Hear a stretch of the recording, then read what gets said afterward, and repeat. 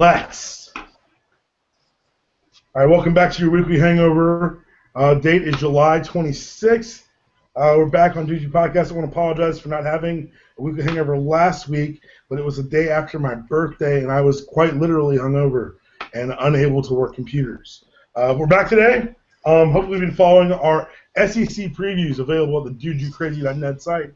Also available on all our various pod outlets, including iTunes, Stitcher Radio, and Spreaker. A reminder for all our listeners, leave a 5-star review. It really helps us in ratings, helps us tell people that people are actually listening, and it helps just the podcast in general. We look good when you guys make us look good. And leave anything you want to say. You want to make fun of my beard, which is, not doing great. You want to marvel at Jason's beard, which, let's be honest, it's an impressive beard. You can do all these things. You want to make fun of Andrew's lisp, which he doesn't have, but now I made him self-conscious for the entire podcast. Stop. All these things can happen just by leaving a 5-star review. Your comment will be read on the air. As always, we're found at DudeYouCrazy.net, all the writings and the podcasts. You want to get involved but don't want to leave a 5-star review? Well, first of all, shame on you. But send us an email at dudeyoupodcast@gmail.com. We'll read your email on the air, and if it's like last time, we'll debate it and prove that hot dogs don't need ketchup. All right, let's go around the horn a little bit. We've got, as always, Jason Smith. Jason's the Smith on Twitter. Jason, what's going on, man? Not much, man. I'm just recovering from a crazy week of sports talk, but not much actual sports. And so hopefully we'll be able to just go ahead and cleanse all of the anger and outrage, quote-unquote, that we all have about everything. And move on. My favorite thing is stumbling across topics that you unexpectedly get mad about, but I've got topics on here that I know are going to make you mad, so I'm pretty excited about today's podcast. Yeah. As always, we got our editor-in-chief, Andrew Hall, at DudeYouCrazy.net, or at DudeYouCrazy on Twitter. Hall, what's going on, brother? Not much, man. I'm glad you got the ketchup reference out of the way so we won't have to cover that on the podcast. I will go ahead and reference Bobby Petrino. Briefly, obviously, we've talked about him on some of our SEC previews as an extension of Arkansas, so check it out on the site. Now we can talk about whatever we want with those things out of the way. I'll tell you what I want to talk about. I want to talk about the fact that football's coming. We're finally, I love the hangover. I love doing this every week with you guys. I love talking about the various sports stories, but I miss football. And I don't mean missing football let's discuss who's holding out in camp and let's see who's going to fit into what system. I miss Sundays and Saturdays being ruined by copious amounts of alcohol and unhealthy foods and probably gambling. And my God, that's Chad Floyd's music. Chad Floyd, what's going on? Chad. What's up? How close are you? Selfie cam. For those who are catching the audio version of this podcast, I'm on the phone. I downloaded Gmail for a second. What's up? For those of you listening to the audio-only version, God bless you, because Chad Floyd, we're counting pores right now because he doesn't know where to hold his iPad. But it's all good. Chad, we just wrapped up the intros. We're going to get to our first topic. You okay with that? I'm good. I'm probably going to have to bail out shortly, but what's up? Well, then, thanks for wasting our time. All right. So this story broke this week, and I texted Andrew, like, hey, I'm going to write about the Ray Rice suspension. And as the day went on Thursday and into Friday, I was like, I don't think there's a point in writing. We're not a hot sports take site. And it doesn't. For what it's worth, as soon as he said, I'm going to write about this, I knew he wasn't going to, because that's how things work when people tell me they're going to write on something. and then I got my story cut off. Anyway, but as the days went on, I was like, there's no real opposite side to take here. And then, Chad Floyd, you know who saved my life? Somebody took the opposite side. Stephen A. Smith. I honestly, okay, so for those of you who aren't familiar with the story, Ray Rice was caught on camera, and I don't want to say who's not familiar with that? Well, this is how podcasts work, Chad. Jesus. So, if you lived in a cave this summer, or if you're just one of these people that Chad doesn't believe exists, Ray Rice was caught on camera in Atlantic City, literally ragdolling his then girlfriend, now wife, out of an elevator. I guess there was some sort of altercation. We don't know what happened in the elevator is the quote that's coming out a lot. I don't care what happened. Ray Rice, you don't hit women. But the reason this is a story now is because the NFL came down with their suspension, a rousing, damning, a heavy-handed 2 games. And what I was going to write was going to be something on the lines of, this is ridiculous, but then I saw that the echo chamber of the internet had taken care of it. Everyone was on the same page, and then in steps Stephen A. Smith, who said, and he said, we don't know what happened in the elevator, which is fun for me. and he also said, really, Chad? He also said, What? he also said that we shouldn't jump to judgment. This is what we do here. We jump to judgment. I'm going to light the fuse. I'm going to let Jason Smith go off first. Jason, what are your thoughts on Ray Rice, his treatment of his now wife, and the NFL's response? Well, let's pause and also say that Stephen A. didn't just say all the stuff that he didn't know. He also said we have to watch out for instigation and provocation here. So basically he just said that the Ray Rice's girlfriend, now wife, basically should have done something to prevent getting knocked out in an elevator, which is it's crap. Here's one thing I will say, though. Other things that Ray Rice could have done, I just made a little list here on my notepad. Other things Ray Rice could have done to get suspended for more games. He could have taken steroids. He could have smoked weed. Obviously, Josh Gordon suspended for an entire year. He could have done any drug on earth and gotten suspended more. He could have gotten free tattoos from a tattoo parlor in Ohio, and then obviously due to NCAA violations, the NFL would have suspended him. Or he could have just done Maurice Clarett and come out too early. Any of those things are serious offenses. If you knock out a woman who is also your girlfriend and soon to be your wife, it's just a slap on the wrist. I think the on-camera portion is something that's really understated here, because I think in this culture it's easy to desensitize ourselves from, the word's domestic violence, that's an ugly thing, it should be punished. Like, if you've seen the video, it's legitimately hard to watch. And this is someone who watches Oz for fun. Like, it's hard for me to watch that video because I've never seen anything like it. Maybe I wasn't raised as a savage, but maybe that's just me. Andrew, what's your take, man? Do you have a take? Is there a take? Well, that's the thing. I hate stories like this because there's not a take. You can't even make a sarcastic take and play the other side of things. Like, I thought about joking and saying, yes, that 2-game suspension was way too much, but I couldn't even get the joke out of my mouth. I mean, it's just one of those ridiculous stories that there shouldn't be a take, but I'm betting Chad Floyd's got one. Of course he does. Chad, what's up, man? I've got nothing. I'm not caping up for the Ravens here like I caped up for UNC. I was ready. I was excited. I was like, all right, we've gone UNC. Let's go Ravens. Let's see how Chad leaps in Superman's to Ray Rice's defense. We're not going to have it today. No, but I'm just excited about the Bernard Pierce era. It's 2 games. The era is 2 games. I will say this. Speaking back on what Jason mentioned, Stephen A. Smith in the most irresponsible comments I've ever seen regarding the situation. Talk about the provocation. Here's something that we've got to try as men, and it's sad that we have to take time out to say this on the podcast. But as opposed to saying maybe women shouldn't antagonize men, or maybe women shouldn't dress a certain way, maybe men shouldn't be savages.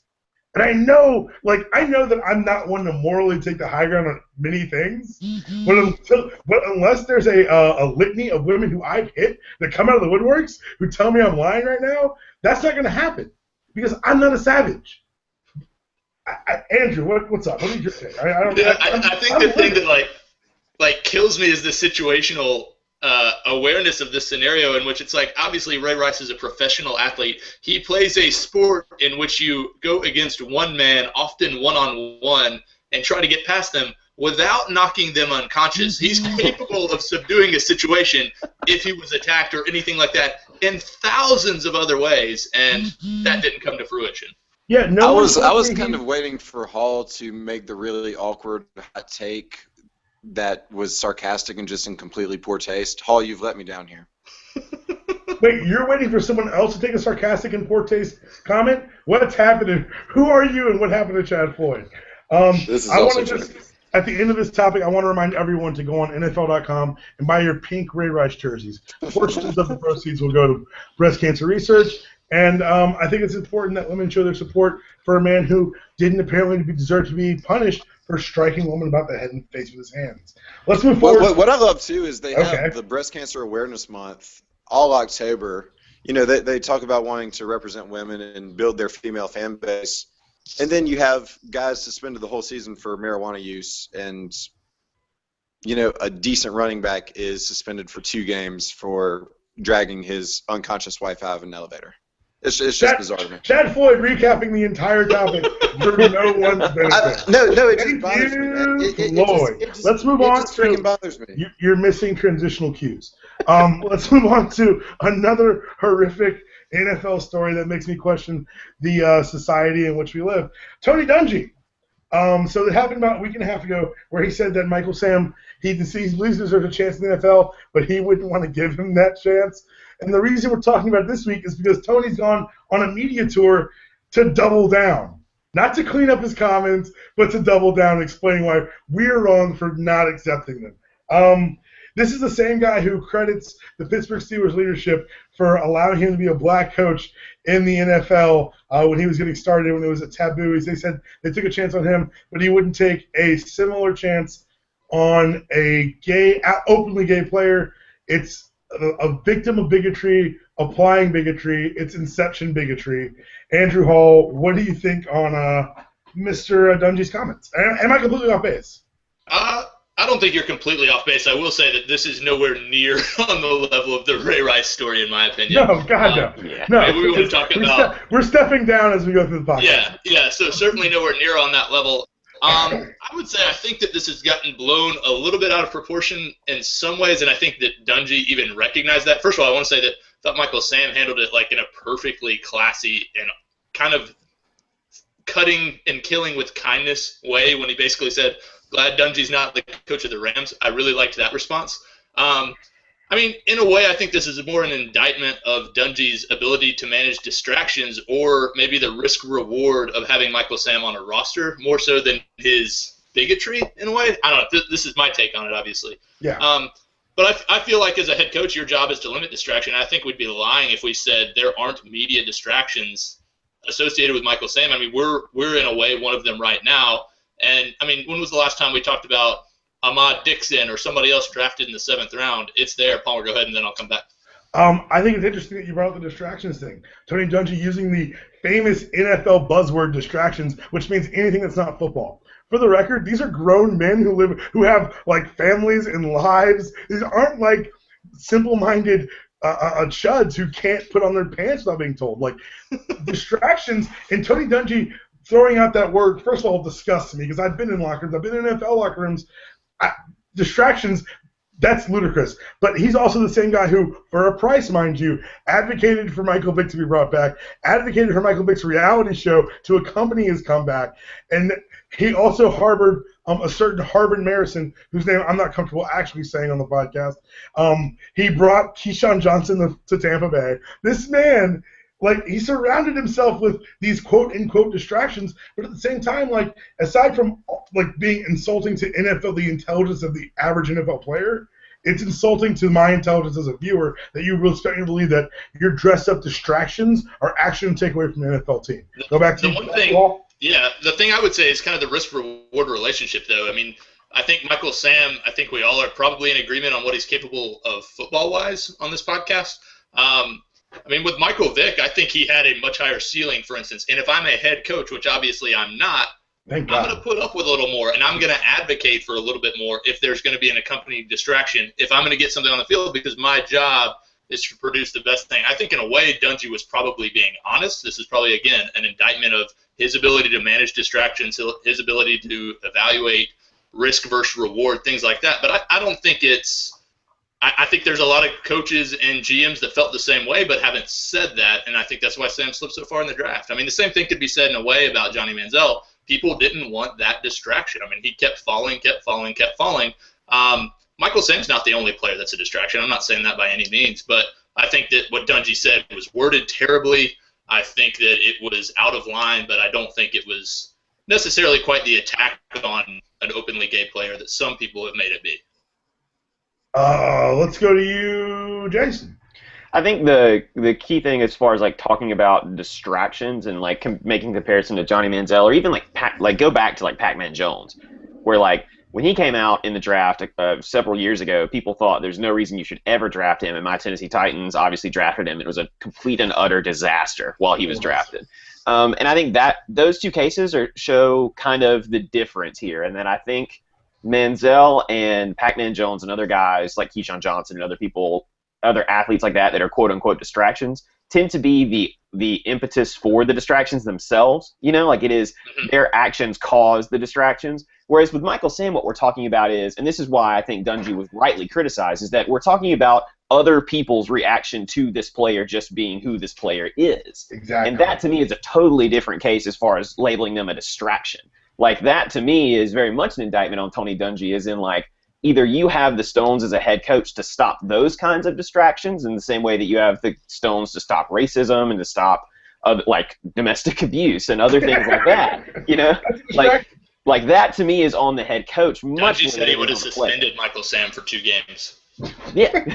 well, the thing is, I think that something that Jason touched on, Andrew, is that this doesn't happen in a vacuum. Tony Dungy is well on the record in stating his views about homosexuality, homosexual marriage. Like, this isn't like, I'm not extrapolating things that aren't already on the record in there. I think that this is a case of some of the gray homophobia that's kind of taken the country. Well, I don't agree with it, but I don't hate them either. Yeah, well, by saying that, by condemning them, by saying, like, I wish it wasn't happening, but I'm not going to kill them. Like, that's not, it's like people say, I'm not racist, I've never burned a cross. That's not the racism line. Like, we can't say, like, you have to be a neo-Nazi to be homophobic. Like, it's the exclusion based on the person's being who they are. And I think more than anything for me, it was the statement that I wouldn't, I personally, he said, and it always will stick with me, I think he deserves a chance. I wouldn't be willing to give him that chance. Right. And that's kind of what I meant. Like, it's an indictment of him. Again, I still think maybe it's that gray area of homophobia or whatever you want to call it, but I still think it's a reflection of his coaching ability, even more so than his political views or his views on that. I hear you. All right, we're about halftime. I know it's been, actually, no, we're not. We have one more. I'm sorry. I can't count. SEC Media Days and everyone else's Media Days have been happening. I'm going to kind of cede the floor to you guys because I know we've all got lots of quotes, most of them Spurrier-related, that we'd like to share. I will open by saying these 2 things. One, I thought the Sugar Bowl conversation by Saban, by calling consolation game, was 1, hilarious, and 2, super true. And 2, watching Texas dismiss all these players makes me wonder what the hell is going on in Charlie Strong's head. Like, I know he wants to make his stamp, wants to leave an impression on the franchise, on the school, but you've shaken up a lot of the people already. Mark Richt has lost control of Charlie Strong's ability to lose control. Georgia fans are bad. Charlie Strong made it out of state, blaming Mark Richt. We're going to start with Jason this time. Jason, what do you think about? Let's start with Spurrier because I think he's our most fertile hotbed for any sort of sports quote. Well, I can't believe this phrase is going to come out of my mouth. I'm going to save the jerking off quote for later. Oh! For right now, the other meme you need to see of Spurrier is the Spurrier smiley face at Nick Saban when someone asked Nick Saban how he got all the running backs that he got, and then Spurrier under his breath goes, "Good questions," and gives Nick like a "we all know you're cheating, but I'm not going to say anything" face. But it's I think it was more, we all know we're all cheating. Like, yeah, I'm sure. Well, I don't think Spurrier pays enough attention to cheat. I think Spurrier maybe cheats every now and then on the golf course, but other than that, Spurrier does not cheat because he doesn't even really care. He works like 1 day a week almost. So that meme is exceptional, and then the other one you have to see. We've talked a lot of and bashed a lot of the worldwide leader this podcast. God bless ESPN for somehow getting Nick Saban in a Luigi hat. I don't know how they did it, but at the ESPN car wash, Nick Saban's in a Luigi hat, and it's awesome. Crystal magic, I'm telling you what. I want to say this before I go back to Andrew. I'm just going to keep littering this thing with actual Steve Spurrier quotes from Media Day. Some people ask, how'd you end up in South Carolina? I said I was available, and they were the only ones who offered me a job at the end of 2004. On winning the SEC title compared to beating Clemson, personally, I'd rather win the SEC. I don't mind saying that. It's a bigger trophy. It's like, and I'll go to Andrew. I've got more. Trust me. I mean, my favorite Spurrier moment from the entire SEC Media Days was when his former quarterback Steven Garcia asked him a question, and he looks at him. You know, this is a guy who was kicked off of the team at South Carolina like 45 times, and then finally actually kicked off the team. And he looks at him and he just kind of in his high pitch voice, "Hey, Steven, how you doing?" And he goes, "I didn't know if you were here for Media Days or for Duck Dynasty." One, that's a great Spurrier. It's a great Spurrier. It's a very good Spurrier. And I'm going to go back to Jason to round this out. Jason, you said you were going to open with the quote, which is fine. I'm going to need you to close with it. I'm going to need you to close this out with it. I mean, this is what the internet was made for. Steve Spurrier used the phrase, "I went and jerked the guys off" in the Media Days conversation. I don't know, just go to, like, there are going to be so many great things during college football season about this. Every time South Carolina is playing a game, you owe it to yourself to follow all the guys that you know and girls online that are great with Photoshop and Vine and every other social media thing that uses video. Follow them and just wait for the incredible things to happen with that quote during South Carolina games. It's going to be exceptional, and God bless the internet. I went down to the players' locker rooms. They were all over there, and I physically jerked a bunch of them off. I went down to It's the fact that he says physically, too. Physically is... Why include that, Steve? That was like, important, why? though. I think that was important to make sure we know he's not telekinetic.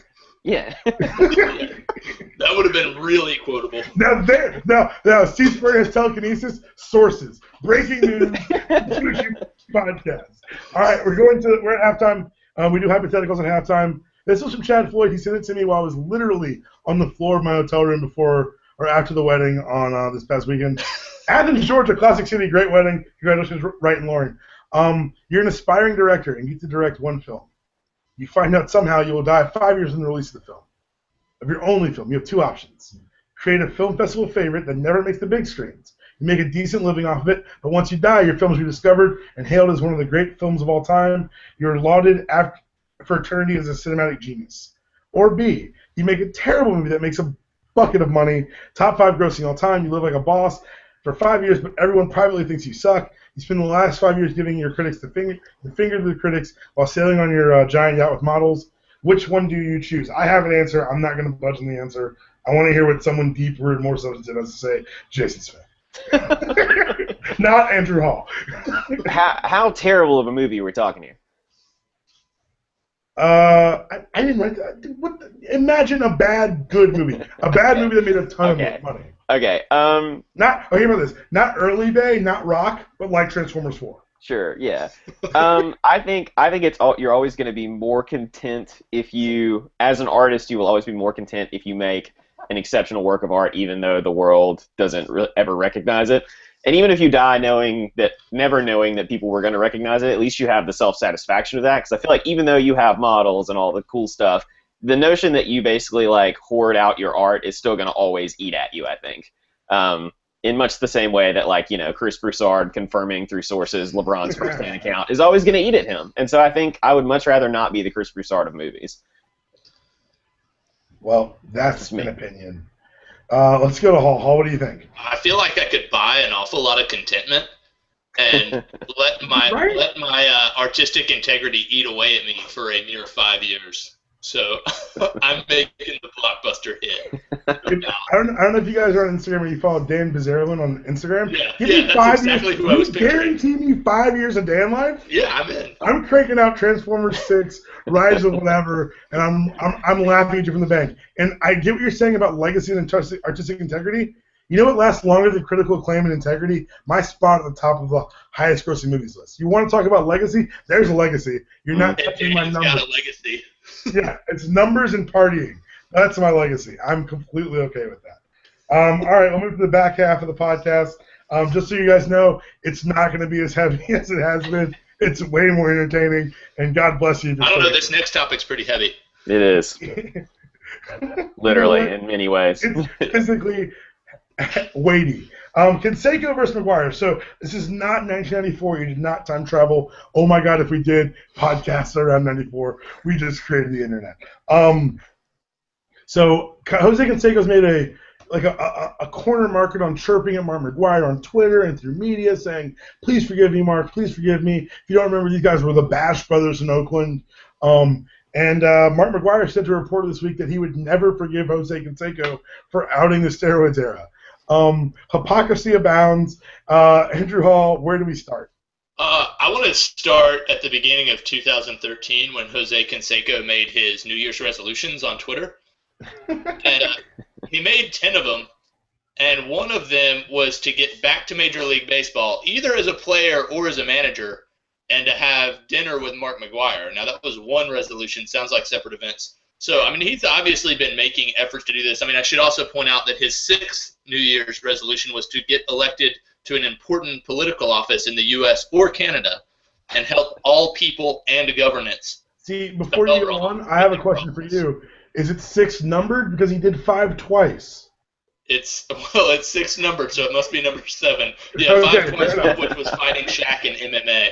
Which I would love to see. I don't know why you wouldn't. I would if I was McGuire, I would strive for that guy's reconciliation day in and day out. I mean, he's just a beacon of light and truth. I don't know if I go that far, but Jason, what do you think? What's your take on these two kind of chirping through the media and Canseco basically turning into a parody of himself? If I was Mark McGuire, what I'd want is to be like, okay, Jose, we can totally reconcile, but the way we're doing that is an MMA bout where I get a bat and you get just your fists, and let's settle it this way.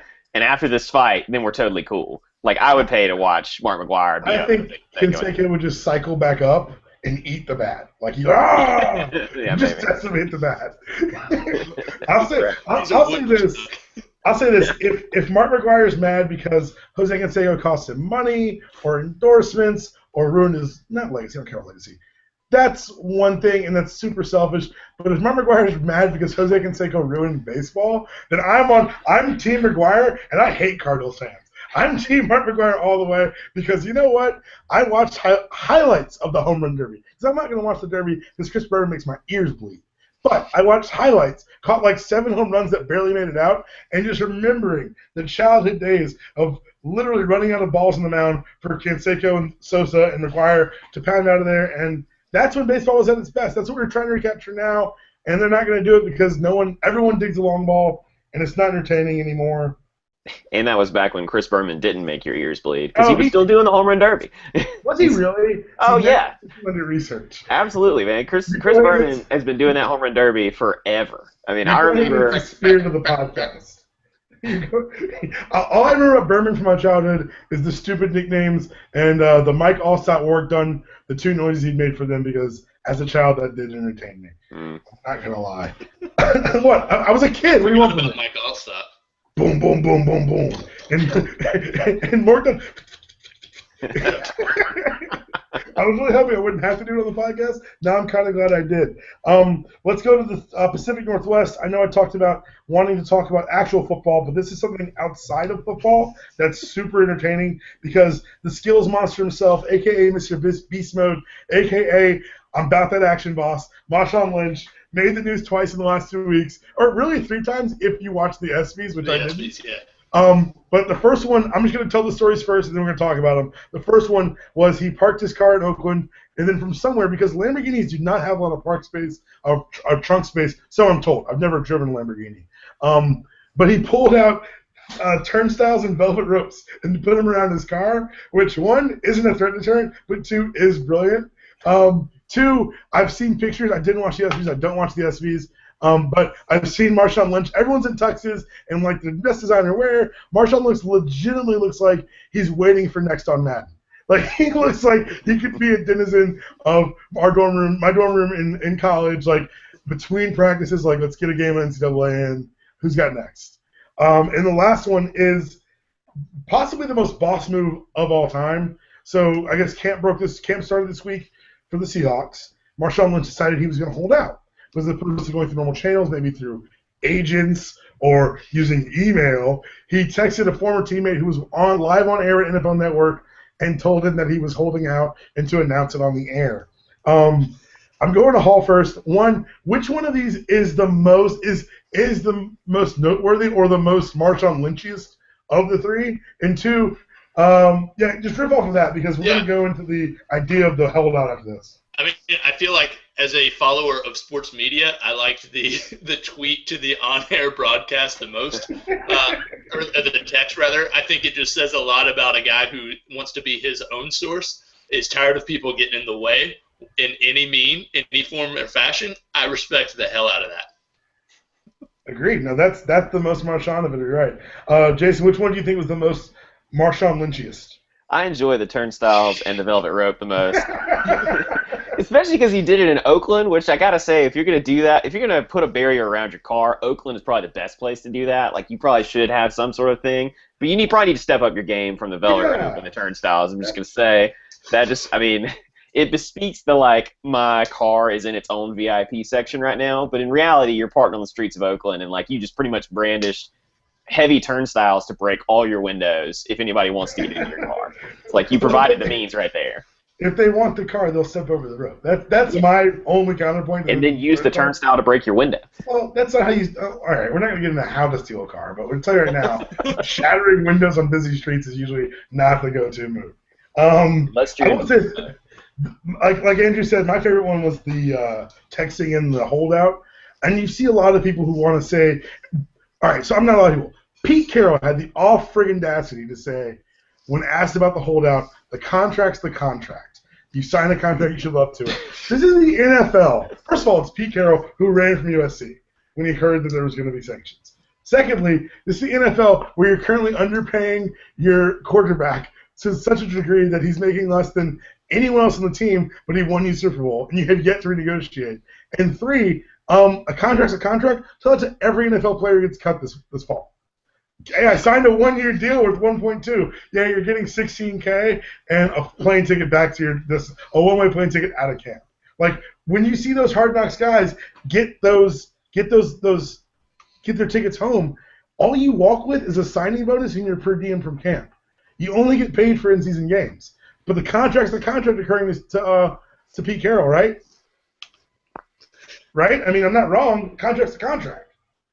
Carroll's a man of his word. I mean, obviously, I think you came down a little hard on him for the USC thing because he said that he would have stayed if he'd known that was coming, and I think we've got to believe him. We do. The contract is the contract. You're right. Let's go lastly to a Georgia-specific story. Andrew, you broke this on the site this morning. Davin Bellamy got arrested last night, or early this morning, I should say, for DUI. Can you talk about the impact it's going to have on the Georgia Bulldogs defense? Yeah, this is actually meaningful, unlike the dismissal earlier in the week that I think will be pretty much overlooked and a non-factor. But Bellamy's going to miss, basically 2 games. That's the standard suspension for an alcohol-related offense. He was number 2 on the depth chart behind Jordan Jenkins in a position that's going to be playing at a really fast, physical pace. So he was going to get meaningful playing time in those first 2 games. So now there's an awful lot of pressure on Lorenzo Carter coming in. I think we expect big things out of the guy, but you never know how long it's going to take to adapt to the physicality of the college level. But he's got to be ready to go day one. That's the real impact. But I think Bellamy's still going to have a big year. He's come on strong. He's put on weight. Really good athlete. He's a lot like Jordan Jenkins in a lot of ways. So hopefully he can get back on the right track and get in for Game 3. But this will hurt for sure. Jason, do you think this is indicative of a larger problem at Georgia? We've seen a lot of. And I'm not saying I believe this thing, but I think it's a question that we asked. We've seen a lot of arrests this offseason. We've seen a lot of things going on like that. Do you think this is indicative of a culture at Georgia or just kind of culture in general? I mean, I think that this is indicative of a thing ESPN loves to put a graphic on. I think it's great to put the offseason distress graphic up with the number of arrests next to the number of suspensions, next to the number of dismissals. And, yes, those numbers are pretty – they're not necessarily staggering, but they're pretty, they cause you to think a little bit about this larger question. I think that part of it is I'm glad that there are so many disciplinary things because that means you don't have a culture where you're sweeping anything under the rug. You're actually addressing everything that happens and doing something about it. I think the third thing would be there's so many people you could try to blame, and obviously, I mean, we have plenty of people who are going to blame. You use the Mark Richt has lost control, and then on Twitter this morning I saw plenty of people who were blaming Todd Grantham for recruiting, obviously, all of these quote-unquote thugs and bad kids, I think part of it, too, is just some teams just don't have any luck. And, apparently at Georgia, we just don't have any luck in this regard, there's some teams that just have great luck. There's some teams that sweep it under the rug. And there's some teams that just have really terrible luck. Right now, Texas has really, really bad luck, and Georgia has really, really bad luck as far as the conflation of events that lead kids to make these really awful decisions, No, I think that's a great way to look at it. I will say this. I think that I think Chris Peterson, the new head coach at Washington, said it best at media days. He had to bench. He didn't have to, but he chose to bench his starting quarterback for a couple of incidents over February when the guy was in charge. Chris Peterson said, and I'm quoting here, "Guys make mistakes. We all know that. I always say, hey, the age group we're dealing with, for the most part, is the dumbest age group in America. It just so happens to be public." And I think that that's a great way to look at it. People want to say it's endemic of Georgia, and like you said, maybe Georgia just being really unlucky. I think unlucky for Georgia was the knee apocalypse in Knoxville last year. Yeah. But this is also pretty unlucky. But I think Chris Peterson, having coached at Boise State and having his first BCS job at Washington this year, I think he kind of hit the nail on the head. Like, kids this age make mistakes. It just so happens that because of the spotlight we put on for positive things, that the negative repercussions are going to be that much more influence. It's funny, like, it's the same thing with the NFL. I know if you see the email that floats around, I got you, floats around once a year saying that if you take the percentage of players at NFL who are arrested every year, it's lower than the number of congressmen who get arrested every year, percentage-wise. So I think that it's a perception thing. It definitely is, just because we perceive these guys to be heroes on the gridiron and gladiators, whatever. But when they make mistakes, we have to remember that these are 18, 19, 20-year-old kids who are learning on the fly. And dear God, if they followed me around, I didn't get any legal trouble. I can back it up with documentation. But I will say that no one should have been following around with a camera when I was playing college football. Paul, what do you got?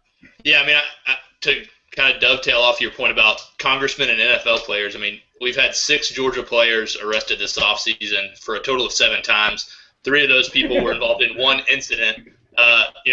It was the check fraud thing, which, let's be honest, if I had thought of that in college and we had mobile banking, I would have tried that, no doubt about it. You had Shaq Wiggins, who's no longer with the team, arrested for driving on an expired, not even a suspended license, an expired license. Very petty.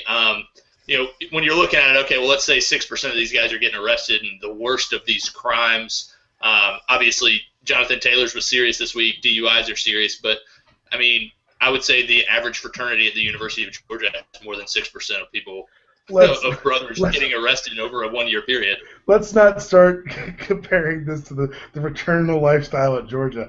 My hotel was across the street from Fraternity House at Georgia, which is nicer than any place I've ever lived in my entire life. So the lineups may not be exact, but I'm afraid there's comparisons that neither of the fraternities nor the University of Georgia would invite. All right, I think that's about it. You guys have anything else?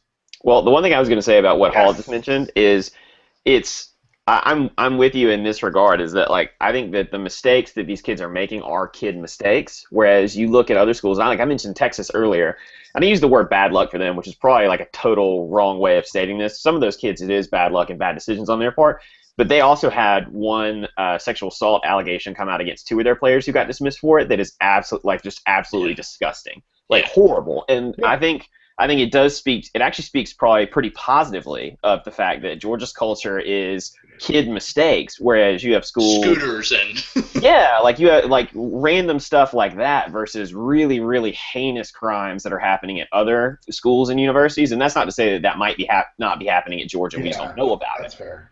But what I'm hoping is that the culture that's indicative. This is indicative of a culture that is actually kids making mistakes and not people committing crimes. Yeah, and I think that I agree with what you're saying. I also think it's weird to conflate to, like, make our kids look better by downing other kids, and especially like other programs, like things like, I think that once you get to the level, it goes back to the "don't be a savage" comment I made earlier. Like, that's the thing. If you got kids who are being, well, I'm serious. If you got kids who don't know it's not okay to rape, that's not a program thing. That's a something's gone wrong before you got to Texas thing. Yep. Well, we started on a heavy note. We ended up calling a bunch of don't be a savage. Texas savages. If you take one thing away, don't be a savage. And just be nice to other people. It's not that tough. I never thought that the podcast would become this uplifting. It's kind of a letdown on my part. As always, find us at dudeyoucrazy.net. You can find the podcast there on iTunes, Stitcher, Spreaker. Leave us 5-star reviews. Email us over at dudeyouPodcast@gmail.com. Get your email right on the air. I'm Daniel Palmer at dpalm66, at Jason Smith. Jason's a Smith, Andrew Hall, Dude You Crazy, all on Twitter, all tweeting things about sports, kind of, but mostly Pretty Little Liars. A little pro wrestling mixed in there. I'm pretty sure there's going to be a lot of EPL once it kicks off. Oh, yeah.